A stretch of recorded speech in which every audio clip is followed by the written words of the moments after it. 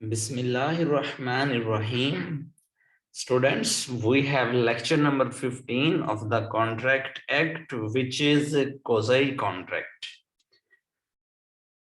हमारा आज का क्वेश्चन है कोजाई कॉन्ट्रैक्ट क्या होता है।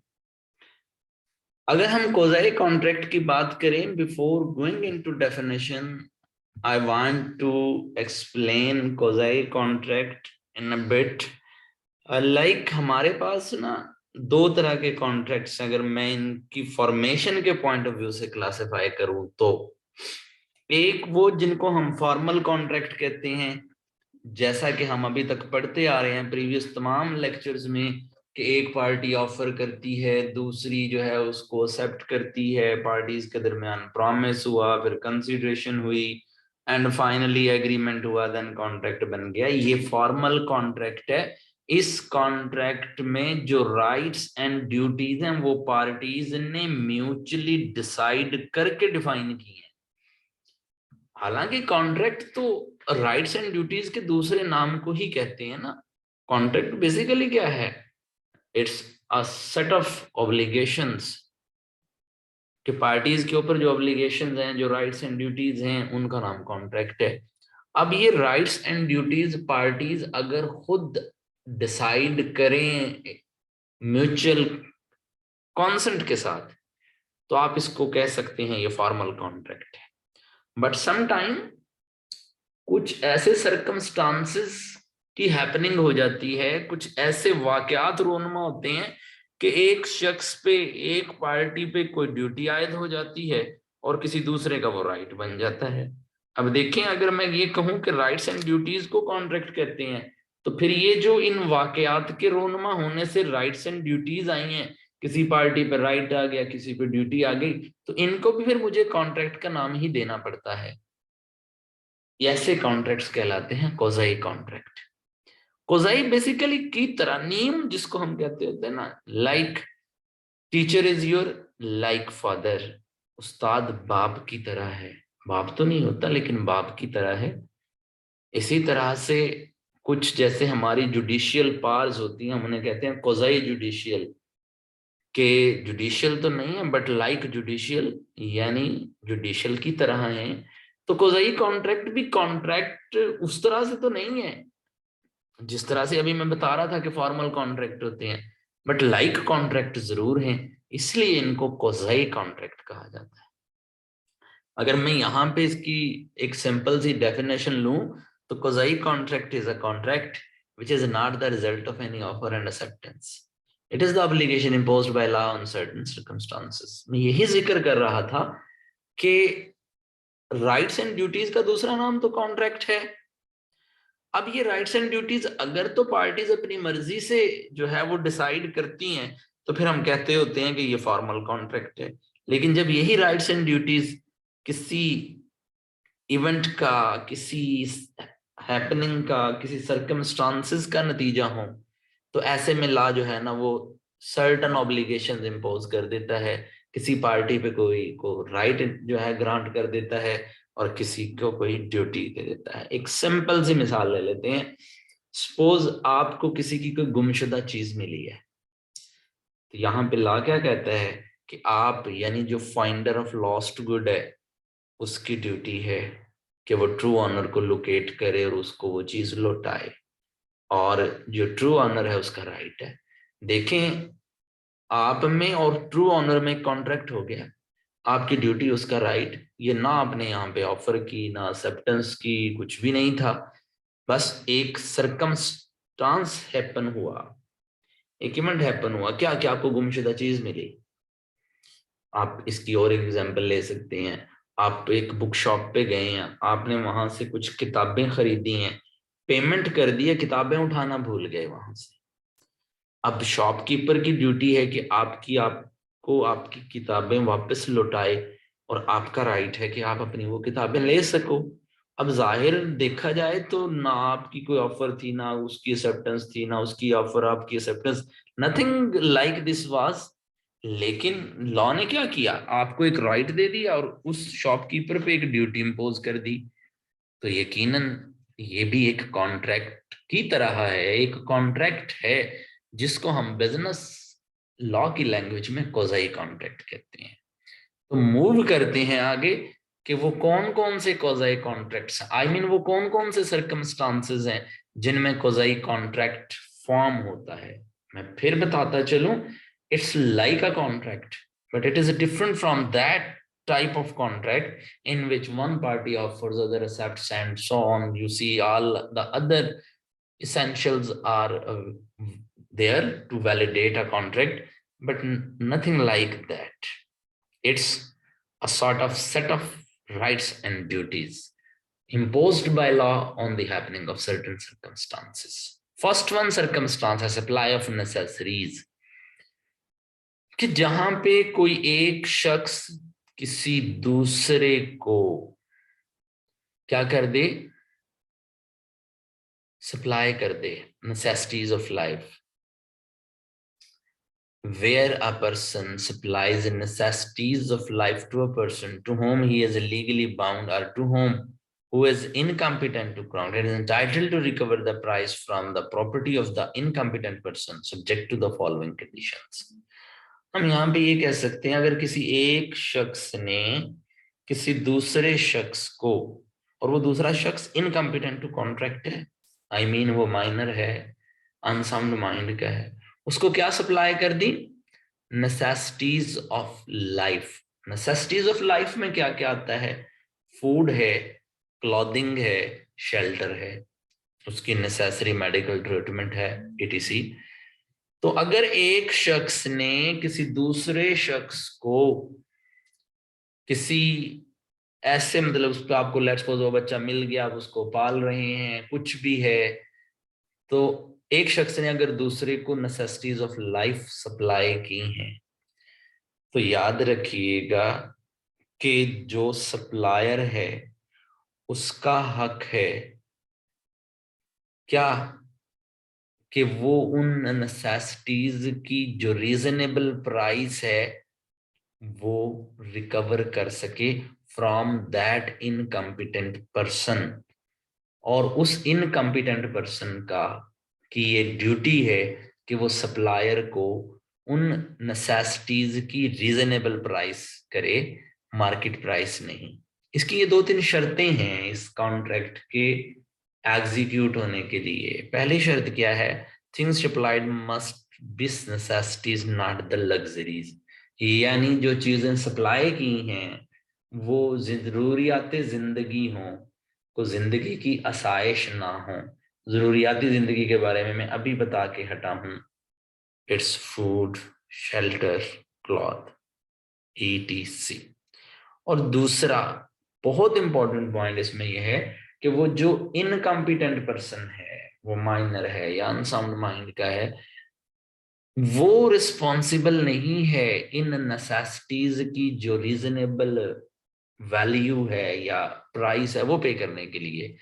अगर उसकी कोई एस्टेट है, उसकी कोई प्रॉपर्टी है, वो रिस्पॉन्सिबल है, यानी उस प्रॉपर्टी में से दिया जा सकता है। अगर उस इनकम्पिटेंट पर्सन की कोई प्रॉपर्टी वगैरह नहीं है, तो याद रखिएगा सप्लायर को फिर जो है वो नहीं मिलती ये जो उसकी रीजनेबल प्राइस है वो भी, because incompetent person personally liable नहीं है। और supplier can recover only the reasonable price, not the market price. ये भी जरूरी है कि सप्लायर अपनी जो नेसेसिटीज उसने सप्लाई की थी उनके अगेंस्ट सिर्फ उन चीजों की रीजनेबल प्राइस रिकवर कर सकता है, उस इनकम्पिटेंट पर्सन की एस्टेट में से, ना के कोई मार्केट वैल्यू। नंबर 2 पे है हमारे पास पेमेंट बाय इंटरेस्टेड पर्सन। यहां पे इंटरेस्टेड पर्सन एक ऐसा शख्स है जिसका कोई किसी दूसरे शख्स से कोई इंटरेस्ट है। हम यहाँ पे इस पॉइंट को डिस्कस करने के साथ साथ ना एक एग्जाम्पल जनरेट कर लेते हैं। मिसाल के तौर पे आप एक इदारा चला रहे हैं एक बिल्डिंग में, और वो बिल्डिंग एक ही है, ओके। अब ए ने इस बिल्डिंग का प्रॉपर्टी टैक्स नहीं दिया, वो प्रॉपर्टी टैक्स देना एक ही जिम्मेदारी है लैंडलॉर्ड की, वो उसने नहीं दिया। काफी वक्त गुजर गया, डिफॉल्ट इतना हो गया कि आप ये समझ लें कि वहां पे वो अथॉरिटी आ गई एक्साइज की कि वो उस बिल्डिंग को क्या कर रही है, लॉकडाउन कर रही है, उस बिल्डिंग को बंद कर रही है। आपने अपना इंटरेस्ट बचाने के लिए कि अगर ये बिल्डिंग बंद हो गई तो मेरे स्टूडेंट्स कहाँ जाएंगे, आप एक वो जो टैक्स की पेमेंट है ना, उस डिपार्टमेंट को, टैक्स डिपार्टमेंट को कर देते हो। तो ऐसा शख्स जिसने अपना कोई इंटरेस्ट बचाया हो, उसका अपना कोई इंटरेस्ट हो, वो कहलाता है इंटरेस्टेड पर्सन। अब आप यकीनन इस बिल्डिंग में अगर रह रहे हैं तो आप इंटरेस्टेड पर्सन हैं। मैं इंटरेस्टेड पर्सन नहीं हूं, मेरा क्या इंटरेस्ट हो सकता है? आपका कॉलेज है, उसकी बिल्डिंग है, उसका इंटरेस्ट अपनी बिल्डिंग में है, आपका इंटरेस्ट अपने कॉलेज में है। I am not interested person, but you are interested person. तो अगर कभी किसी शख्स ने अपना इंटरेस्ट बचाने के लिए किसी दूसरे शख्स की ड्यूटी, उसकी कोई लायबिलिटी किसी तीसरे शख्स को की हो, तो ऐसे में वो शख्स जिसने पेमेंट की है, यानी कि आप उस शख्स से, यानी कि जिसकी वो पेमेंट करनी थी, यानी कि आपके लैंडलॉर्ड की, उससे वो अमाउंट रिकवर कर सकता है। अब यहाँ पे ये जो एक वाकया रोनमा हुआ कि डिपार्टमेंट आके लॉक कर रहा है, इस पे आपने जो पेमेंट की, आपका राइट बन गया और आपके लैंडलॉर्ड की ड्यूटी बन गई कि उस पेमेंट को वापस करें। तो आप दोनों में कॉन्ट्रैक्ट हुआ, ये भी कोज़ाई कॉन्ट्रैक्ट है। इसकी ये दो तीन शर्तें हैं जो आपके सामने लिखी हैं। अब हम उन शर्तों को देख लेते हैं। If an interested person pays the money of another person who has legally bound to pay। Example को सामने रखिएगा, लाइनों को वन बाय वन पढ़िएगा। If an interested person, you were an interested person, pays the money of another person who was legally bound, आप अपने landlord की जो लीगली बाउंड था उसकी एक पेमेंट कर देते हो, is entitled to recover the same amount from the other person। तो आप इंटाइटल हो कि आप उस अदर पर्सन से, यानी अपने लैंडलॉर्ड से, ये अमाउंट रिकवर कर सकते हो, आपका राइट है, उसकी ड्यूटी है। But subject to the following conditions. कुछ कंडीशंस हैं जो मैं पहले बता चुका हूं, रिपीट कर लेते हैं। The person should be interested person. पहली शर्त तो ये है कि आप इंटरेस्टेड पर्सन हो। अगर आपका कोई इंटरेस्ट नहीं था, आपने पेमेंट कर दी है, then you will not recover this amount because a condition is not satisfied। What was the condition? Condition was that person who is paying must be interested person in making the payment in order to save his own interest। The person should not be legally bound to pay। जिसने पे की है वो legally bound ना हो। You are not legally bound to pay to that tax department, your landlord was legally bound to pay। तो दूसरी बात ये कह रहा है कि वो पर्सन खुद ना लीगली बाउंड हो वो पे करने के लिए, another person should be legally bound to pay. और वो जो दूसरा शख्स है, वो यहाँ पे दूसरा शख्स कौन है? आपका लैंडलॉर्ड, वो लीगली बाउंड होना चाहिए। तो ये तीनों शर्तें पूरी होती हैं आपकी इस एग्जाम्पल में। तो फिर आप ऐसे में जो पेमेंट आपने डिपार्टमेंट को कर दी अपने लैंडलॉर्ड के बिहाफ पे, अपना इंटरेस्ट बचाने के लिए, हालांकि आप तो लीगली बाउंड नहीं थे, जबकि यहाँ लीगली बाउंड कौन था? आपका लैंडलॉर्ड लीगली बाउंड था। तो ऐसी पेमेंट कहलाती है पेमेंट बाय इंटरेस्टेड पर्सन। और जब किसी सिनेरियो में पेमेंट बाय इंटरेस्टेड पर्सन हो जाए, तो जिसने पे की है वो राइट रखता है जिसके बिहाफ पे की है उसके लिए कि वो उससे जो है ना रिसीव बैक करे। तो एक की राइट है, एक की ड्यूटी। इन दोनों में एज सच कोई ऑफर एक्सेप्टेंस आपके सामने देखने को नहीं आया, ये एक कॉन्ट्रैक्ट हुआ। ऐसा कॉन्ट्रैक्ट कहलाता है कोज़ाई कॉन्ट्रैक्ट। नेक्स्ट नंबर 3 पे, liability to pay for non gratuitous act. Liability to pay for non gratuitous act. हमारे पास दो तरह के एक्ट्स होते हैं, एक वो जो ग्रेचुइटस कहलाते हैं, एक वो जो नॉन ग्रेचुइटस। इन दोनों में डिफरेंस क्या है? ऐसा काम जो बगैर मुआवजे के किया जाए वो ग्रेचुइटस है, और ऐसा काम जिसके लिए मुआवजा लिया जाए वो नॉन ग्रेचुइटस है।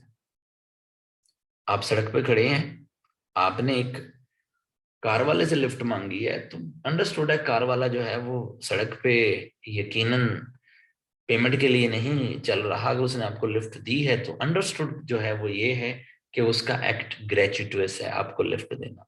अब यही एक ऑटो वाले से मांगे तो ऑटो वाला अंडरस्टूड है वो वहां पे फ्री ऑफ कॉस्ट तो नहीं दे रहा है ये सर्विस ट्रांसपोर्ट की, तो वो नॉन ग्रेचुइटस एक्ट है। अब liability in case to pay for non gratuitous act, ये तो अंडरस्टूड हो गया इस बात से कि आपका, वैसे तो ये एम्प्लॉयड कॉन्ट्रैक्ट भी होता है कि आपने एक सर्विस एंजॉय की, और वो सर्विस कौन सी थी, नॉन ग्रेचुइटस सर्विस थी, नॉन ग्रेचुइटस एक्ट था, तो यू हैव टू पे। Where a person lawfully does something for another person or delivers anything to him without intention to do so gratuitously, and such other person enjoys the benefit thereof, the latter must compensate the former subject to the following conditions. अब इन 4 लाइनों में यही कहा जा रहा है कि जहां एक शख्स ने लॉफुली किसी दूसरे के लिए कुछ किया हो या उसको कोई चीज डिलीवर की हो और उसकी इंटेंशन इसको करना ग्रेचुइटस ना हो, ग्रेचुइटस का मतलब कि वो उसको फ्री ऑफ कॉस्ट नहीं कर रहा, and such other person enjoys the benefit thereof, और वो दूसरे शख्स ने उसका बेनिफिट भी उठाया हो। यानी आप यहाँ पे आप रोड पे खड़े हैं, आपने क्या किया, लिफ्ट ली है ऑटो वाले से, तो यू आर पर्सन, ऑटो वाला अदर पर्सन, आपको उसने पिक भी किया from one point to another point. Come back to the lines, where a person you lawfully does something for another person or delivers anything to him without intention to do so gratuitously, a little bit sorry dear, where a person lawfully does something for another person, वो auto वाला person है, उसने lawfully कुछ किया है for another person, for you, or deliver anything to him, या आपको कुछ चीज डिलीवर कर दी है without intention to do so gratuitously, और उसकी कोई इंटेंशन नहीं थी, तो वो आपके लिए ये काम फ्री ऑफ कॉस्ट कर रहा है। And such other person you, such other person you enjoys the benefit thereof, और आपने बेनिफिट एंजॉय किया, I mean you traveled from one point to another point, the later must compensate the former, later mean you must compensate, आपको compensate करना है the former पहले वाले को, I mean auto वालों को, subject to the following conditions, ये शर्तें पूरी हो जाएं तो।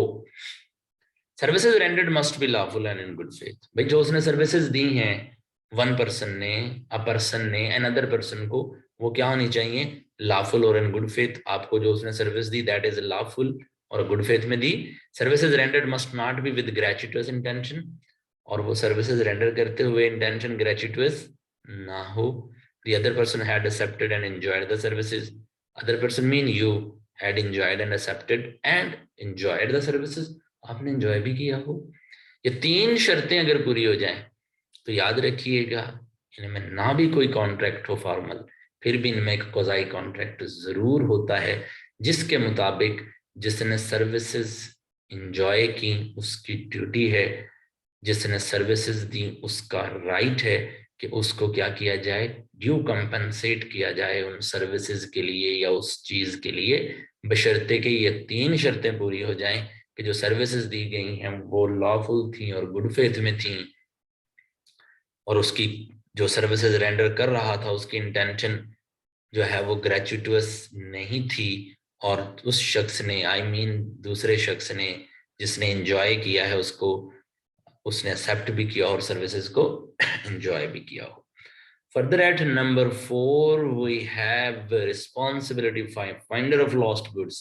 ये मैंने एग्जाम्पल से ही शुरू किया था जब मैंने ये बताया था आपको कि सपोज आप फाइंडर ऑफ लॉस्ट गुड हो, कि आपको किसी की गुमशुदा चीजें मिली हैं, तो जब आपको गुमशुदा चीजें मिलती हैं तो इनके मिलने पे, इस वाकया के रोनमा होने पे, you being the finder of the lost goods, आपकी एक ड्यूटी बन जाती है and the person who's the true owner, उसका राइट बन जाता है कि वो चीजें उसकी आपने पहुंचानी हैं. You have to locate the true owner until unless true owner नहीं मिलता, जब तक ट्रेस नहीं हो जाता.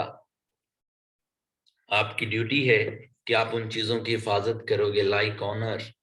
उनको जो है वो मिसयूज नहीं करोगे, उनको कहीं आगे पीछे नहीं करोगे. आपकी रिस्पॉन्सिबिलिटी बिल्कुल बेली वाली वाली हो जाती है, एक अमानतदार वाली हो जाती है.